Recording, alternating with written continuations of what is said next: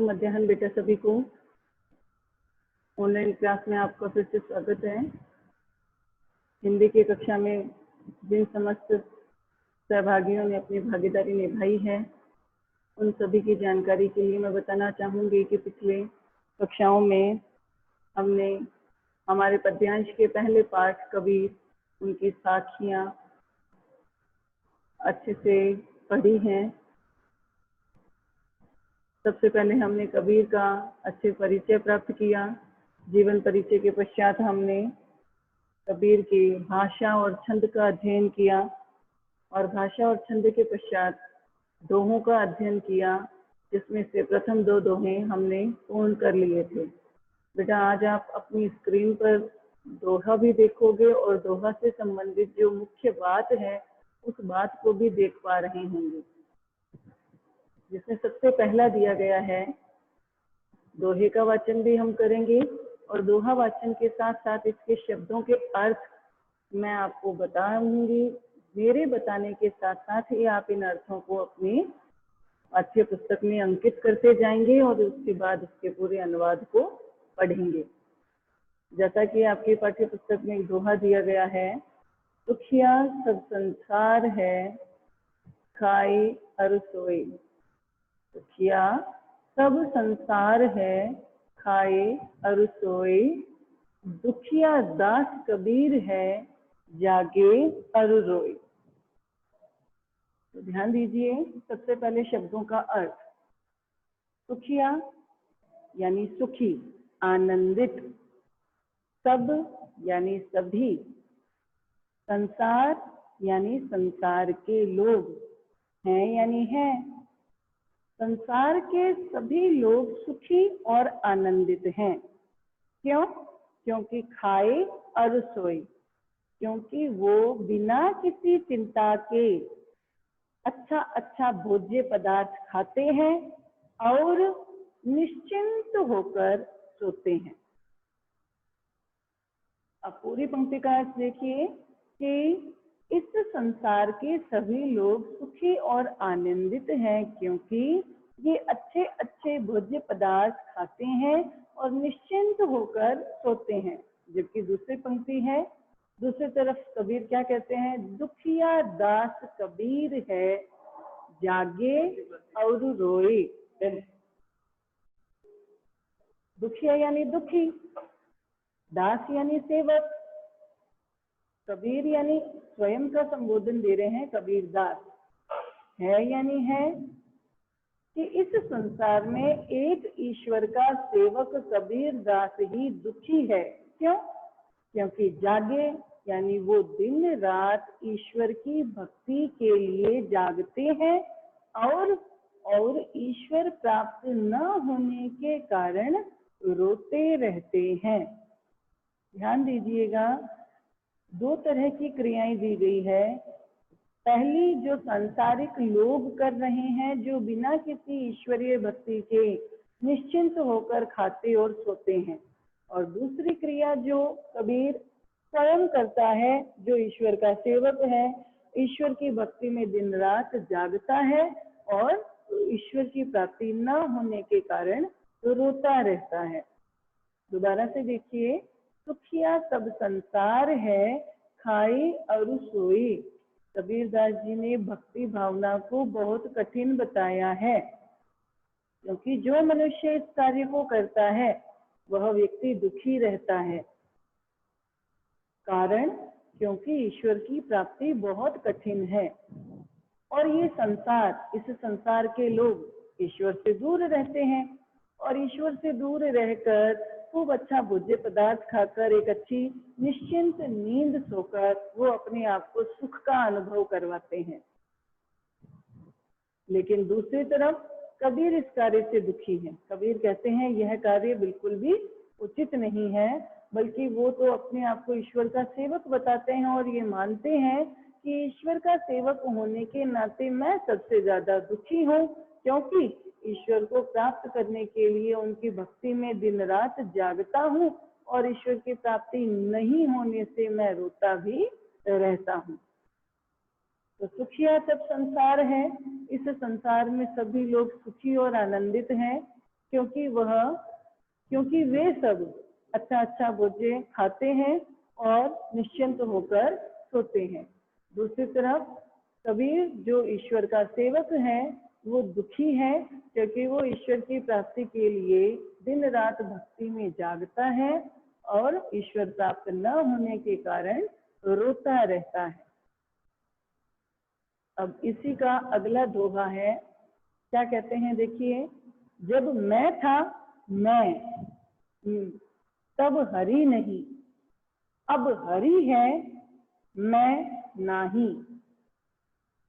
जब मैं था तब हरि नहीं, अब हरि है मैं नाही। सब अंधियारा मिट गया, जब दीपक देखा माही। अब सबसे पहले इसके अर्थ लिखेंगे बेटा। जब यानी जिस समय, मैं यानी अहंकार या घमंड, था यानी विद्यमान था, तब यानी उस समय, हरि यानी ईश्वर, नहीं यानी विद्यमान नहीं थे। अब पूरी पंक्ति का अर्थ देखिए, जब मनुष्य के भीतर अहंकार या घमंड विद्यमान था, उस समय उसे ईश्वर की प्राप्ति नहीं हो पाई, और अब यानी इस समय हरि है यानी ईश्वर की प्राप्ति हो चुकी है। मैं नाही तो व्यक्ति का सारा अहंकार या घमंड नष्ट हो गया है, बचा ही नहीं, समाप्त हो चुका है। अब पूरी पंक्ति का अर्थ देखिए, जब व्यक्ति में अहंकार था तो उसे ईश्वर प्राप्त नहीं हो पाए, और जब उसका अहंकार खत्म हो गया तो उसे ईश्वर की प्राप्ति हो गई। तब अंधियारा मिट गया। अंधियारा यानी अज्ञान का अंधकार, सब यानी सभी तरह का अज्ञान रूपी अंधकार समाप्त हो गया। मनुष्य का सभी तरह का अज्ञान रूपी अंधकार समाप्त हो गया। कब? जब दीपक देखा माही। किस समय?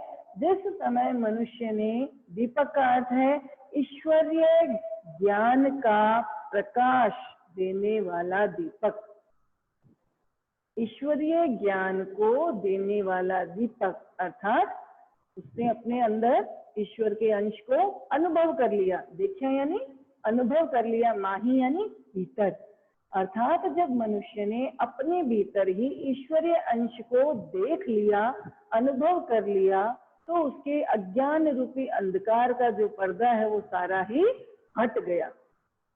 तो क्या कहते हैं कबीरदास?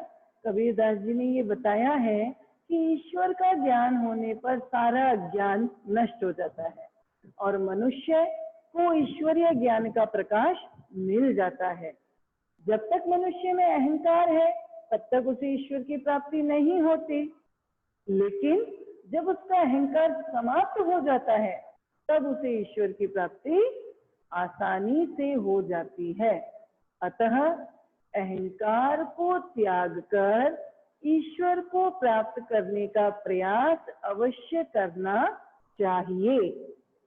दोबारा से देखिए, जब व्यक्ति के भीतर मैं यानी अहंकार था तब उसे ईश्वर यानी हरि की प्राप्ति नहीं हो पाई, और जिस समय उसका सारा अहंकार नष्ट हो गया तब उसे हरि अर्थात ईश्वर की प्राप्ति हो गई।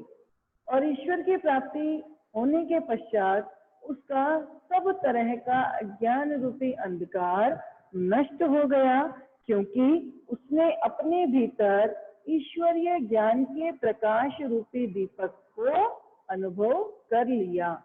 इसलिए उसे ज्ञान प्राप्त हो गया कि वह ईश्वर का ही एक अंश है, और ईश्वरीय अंश होने के कारण उसका सारा अज्ञान जो है नष्ट हो चुका, उसका सारा अहंकार जो है वो भी नष्ट हो चुका। चलिए अगला दोहा है, निंदक नेड़ा राखिए आंगन कुटी छवाय, बिन पानी साबुन बिना निर्मल करे सुभाय। आज मनुष्य की प्रवृत्ति क्या है? मनुष्य की प्रवृत्ति है कि वो निंदा करने वाला, तुम्हारी चुगली करने वाला जो मनुष्य है उस व्यक्ति को कोई भी अपने समीप नहीं रखना चाहता। जब भी पता चलता है इसने हमारी चुगली करी है या निंदा करी है, हम तुरंत उसके पास जाकर के कह देते हैं कि भाई कल से हमसे बात मत करना, हम तुमसे अपनी मित्रता तोड़ते हैं क्योंकि आप हमारी चुगलियां करते हो, आप हमारी निंदा करते हो। लेकिन कबीरदास जी ने इसके विपरीत शिक्षा दी। तो सबसे पहले इसका अर्थ लिखेंगे निंदक, निंदा करने वाला, चुगली करने वाला, बुराई करने वाला। नेड़ा समीप, नजदीक, निकट, राखिए, रखना चाहिए। कहाँ पर? आंगन, घर का आंगन। कुटी में झोपड़ी, कुटी यानी झोपड़ी। छवाई की छाया, घर के आंगन में बनी कुटिया की छाया में हमें अपनी निंदा करने वाले व्यक्ति को अपने समीप रखना चाहिए।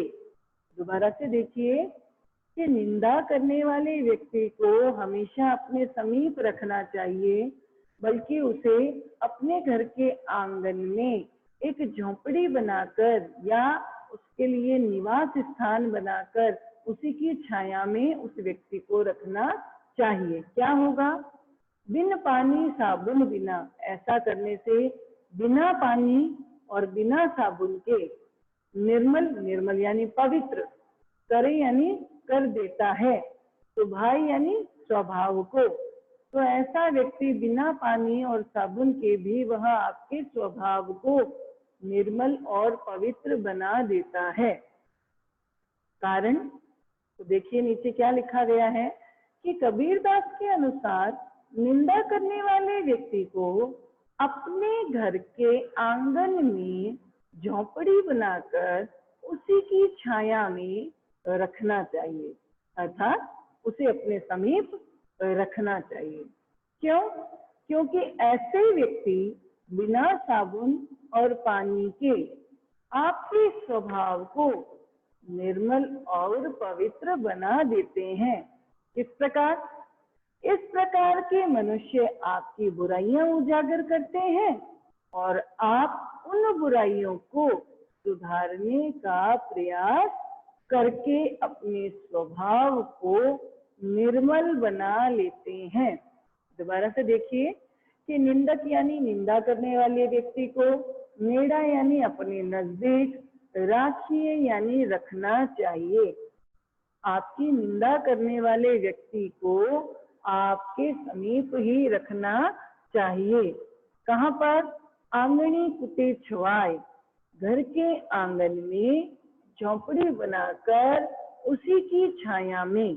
तो पूरी लाइन का अर्थ आता है कि कबीरदास जी के अनुसार आपकी निंदा करने वाले व्यक्ति को घर के आंगन में झोपड़ी बनाकर उसी की छाया में अपने समीप ही रखना चाहिए। क्यों?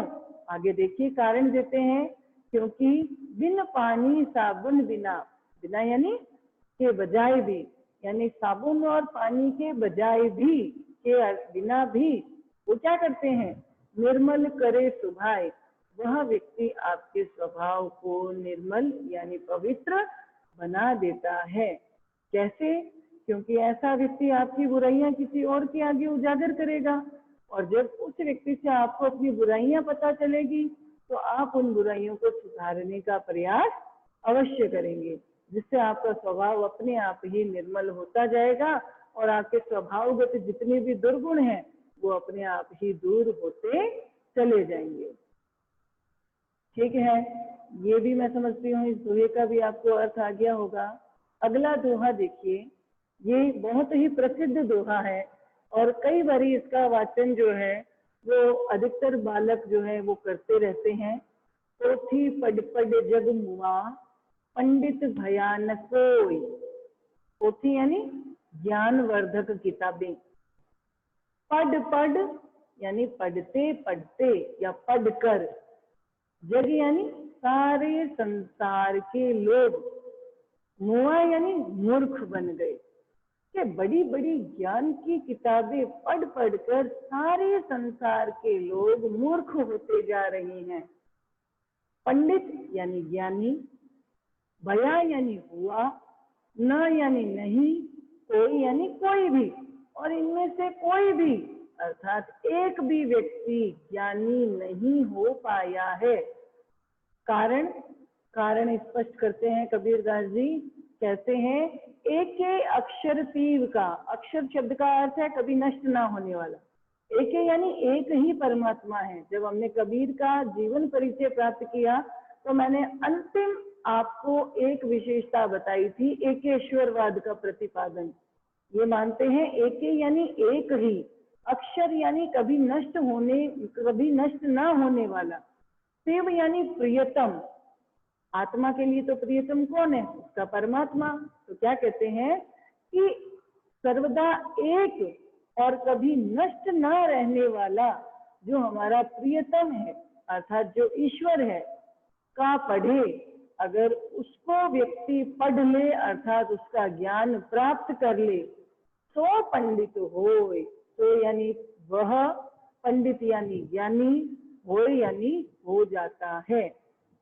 कि एक अक्षर पीव का, एक और कभी नष्ट ना होने वाले प्रियतम अर्थात परमात्मा का पढ़े यानी ज्ञान प्राप्त कर ले, सो यानी वह व्यक्ति पंडित यानी ज्ञानी, हो यानी हो जाता है। तो देखिए इसका क्या अनुवाद है।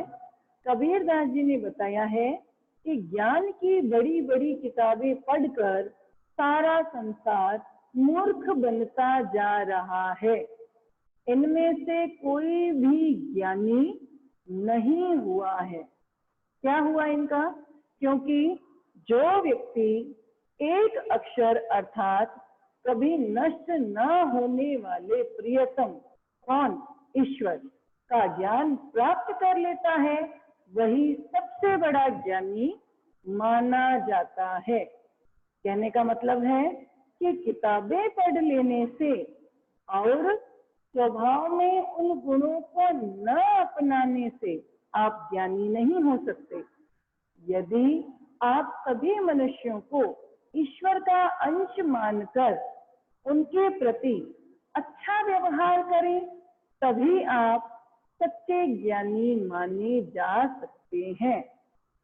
दोबारा से देखिए, पोथी यानी ज्ञानवर्धक किताबें, पढ़ी यानी पढ़ पढ़कर, जग यानी संसार के लोग, मुआ यानी मूर्ख बनते जा रहे हैं, पंडित यानी ज्ञानी, भया यानी हुआ, न यानी नहीं, कोई यानी कोई भी, और एक भी व्यक्ति ज्ञानी नहीं हो पाया है। कारण तो कबीरदास जी कहते हैं एक ही अक्षर, एक और कभी नष्ट ना होने वाले, शिव यानी प्रियतम अर्थात परमात्मा का पढ़े यानी का ज्ञान प्राप्त कर ले तो पंडित होए, तो वह व्यक्ति ज्ञानी माना जाता है।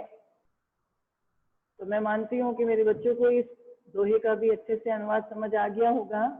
अगला दोहा देखिए, अगला थोड़ा सा ध्यान दीजिएगा।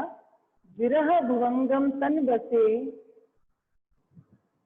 विरह भुवंगम तन बसे, मंत्र न लागे कोई, विरह भुवंगम तन बसे, मंत्र न लागे कोई, राम वियोगी ना जीवे, जीवे तो बौरा होए। ध्यान दीजिएगा, विरह, जिन बच्चों ने 9th क्लास में अध्ययन किया था, मैंने एक बार ही उनको बताया था, विरह यानी अपने जो आप जिससे बहुत ज्यादा, जिसको आप ज्यादा प्यार करते हो, चाहते हो, उससे दूर रहने का दुख। विरह यानी आपके जो लगाव जिससे ज्यादा है उस व्यक्ति से दूर रहने का दुख। भुवंगम यानी सांप, भुवंगम यानी सांप, तन यानी शरीर में, बसे यानी बसता है, रहता है।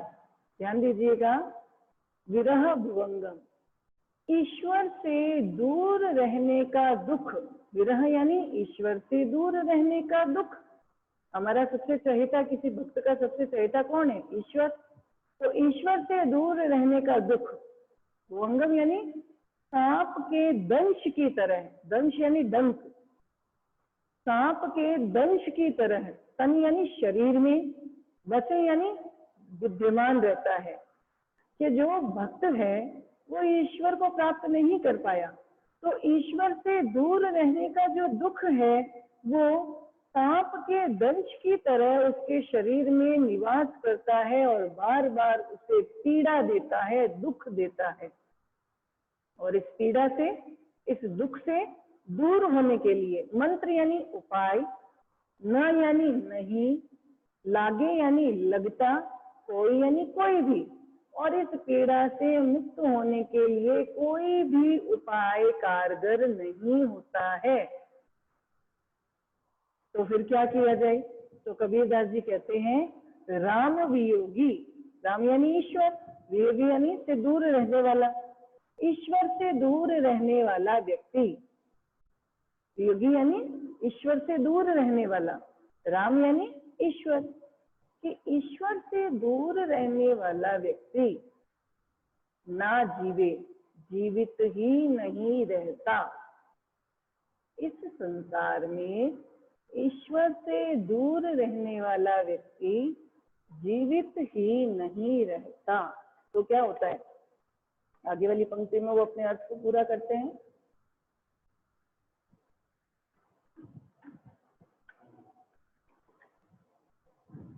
जीवे यानी यदि जीवित रह भी जाए तो, यानी तो, गौरा यानी पागल, हो यानी हो जाता है। तो ऐसा व्यक्ति जीते जी पागल हो जाता है, जीवित होते हुए भी पागल हो जाता है। तो क्या कहते हैं कबीरदास जी? दोबारा से देखेंगे हम। विरह भुवंगम तन बसे,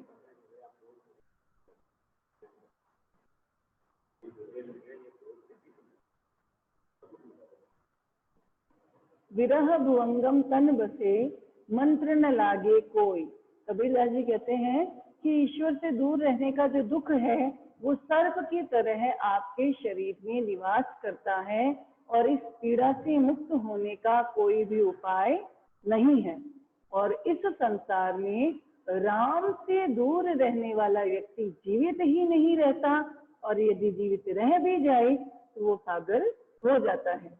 तो बेटा यहाँ तक आपके ये दोहे जो हैं वो आप लोगों को समझ आए होंगे। अब इन्हीं दोहों को एक बारी आपके ब्लैक बोर्ड पे भी समझाया जा रहा है, थोड़ा आप ध्यान देंगे ताकि आप लोगों को अच्छे से समझ आ सके। जैसे इसमें दिया सबसे पहला दोहा, पहले दोहे में है, जब मैं था तब हरि नहीं, और अब हरि है मैं नाही। सब अंधियारा मिट गया, जब दीपक देखा माही। ध्यान दीजिए बेटा, जब यानी जिस समय, मैं यानी अहंकार, था यानी था, तब यानी उस समय, हरि यानी ईश्वर, नहीं यानी नहीं थे।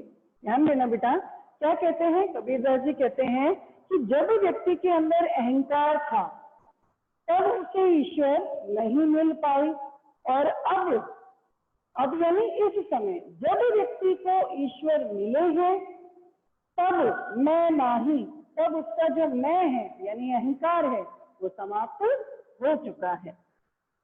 तो ईश्वर की प्राप्ति होने से क्या हुआ?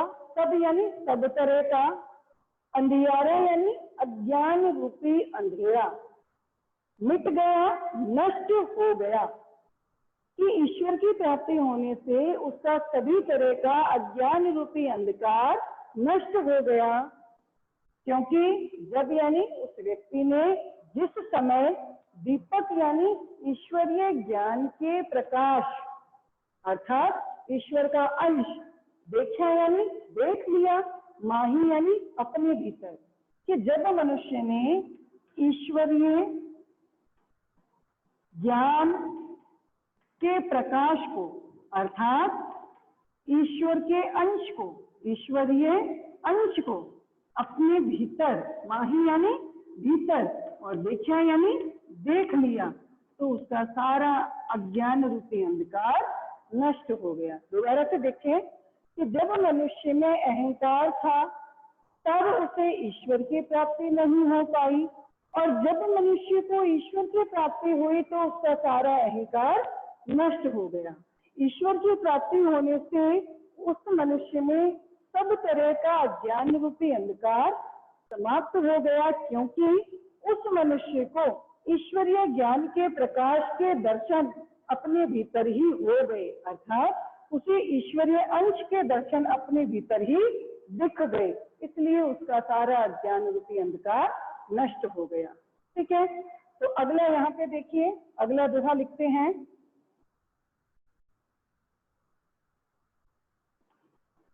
जैसे अभी आपको बताया, विरह भुवंगम तन बसे मंत्र न लागे कोई,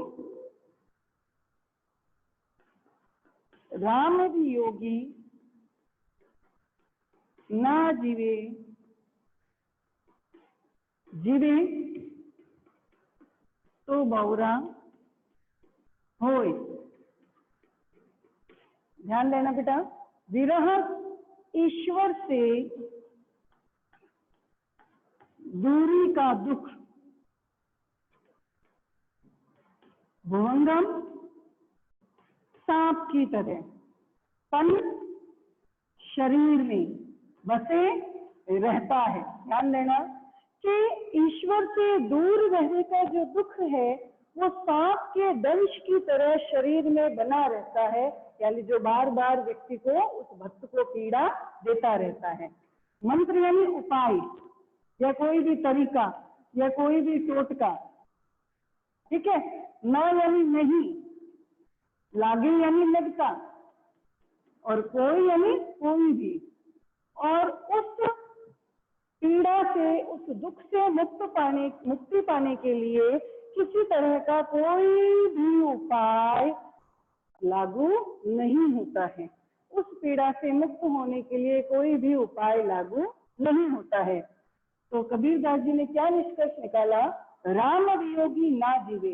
इस संसार में राम अर्थात ईश्वर, वियोगी यानी दूर रहने वाला, कि ईश्वर से दूर रहने वाला जो व्यक्ति है ना जीवे, इस संसार में जीवित ही नहीं रहता। ना यानी नहीं और जीवे यानी जीवित, कि ईश्वर से दूर रहने वाला व्यक्ति इस संसार में जीवित ही नहीं रहता। और जीवे, यदि जीवित रह भी जाए तो यानी तो, बौरा यानी पागल, हो यानी हो जाता है। तो ऐसा व्यक्ति इस संसार में पागल हो जाता है। ध्यान दीजिएगा, विरह भुवंगम तन बसे, यानी ईश्वर से दूर रहने का दुख सांप के डंक की तरह शरीर में निवास करता है, जो उस भक्त को हर समय पीड़ा देता रहता है। इस पीड़ा से मुक्त होने के लिए कोई भी उपाय लागू नहीं होता है। राम अर्थात ईश्वर से दूर रहने वाला व्यक्ति इस संसार में जीवित ही नहीं रहता, और यदि जीवित रह भी जाए तो वह पागल हो जाता है, क्योंकि ईश्वरीय भक्ति जो है बहुत कठिन है, और इस ईश्वरीय भक्ति को काम में लेना या करना इतना सहज या आसान नहीं है। अगला दोहा देखिए बेटा, अगला दोहा दिया गया है,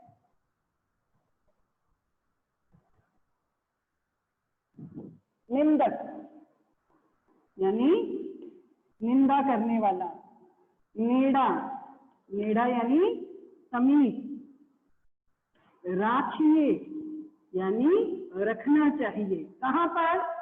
आंगनी कुटी छवाई, आंगन में कुटिया बनाकर या झोपड़ी बनाकर उसकी छाया में। ठीक है, क्या हो गया ऐसे व्यक्ति से? बिन पानी साबुन बिना निर्मल करे सुभाय। सुभाय यानी स्वभाव को, सुभाय यानी स्वभाव को, निर्मल यानी पवित्र, करे यानी कर देता है, बिना यानी के बिना पानी और साबुन के। तो ध्यान देना कि निंदा करने वाले व्यक्ति को अपने घर के आंगन में चौपड़ी बनाकर उसी की छाया में अपने समीप रखना चाहिए, क्योंकि ऐसे व्यक्ति को नजदीक रखने से बिना पानी और साबुन के, बिना पानी और बिना साबुन के आपका स्वभाव स्वतः ही अपने आप ही पवित्र हो जाता है। अब यहाँ हम अपने अनुभव को दर्शाएंगे कि ऐसे निंदा करने वाले व्यक्ति को अपने समीप रखने से यह व्यक्ति हमारी स्वभावगत बुराइयों को किसी तीसरे व्यक्ति से कहेगा, और उस व्यक्ति से जब हमें अपनी बुराइयां पता चलेगी तो हम अपनी बुराइयों को दूर करके अपने स्वभाव को अपने आप ही निर्मल बनाने का प्रयास करेंगे। इसीलिए कहा गया है कि निंदक बेड़ा राखिए आंगनी कुटी छवाए, बिन पानी साबुन बिना निर्मल करे स्वभाव। कि व्यक्ति को, निंदा करने वाले व्यक्ति को अपने घर के आंगन में चौपड़ी बनाकर उसी की छाया में अपने समीप रखना चाहिए, क्योंकि ऐसा करने से ऐसे व्यक्ति बिना पानी और बिना साबुन के व्यक्ति के स्वभाव को स्वतः ही निर्मल बनाने का प्रयास करते हैं।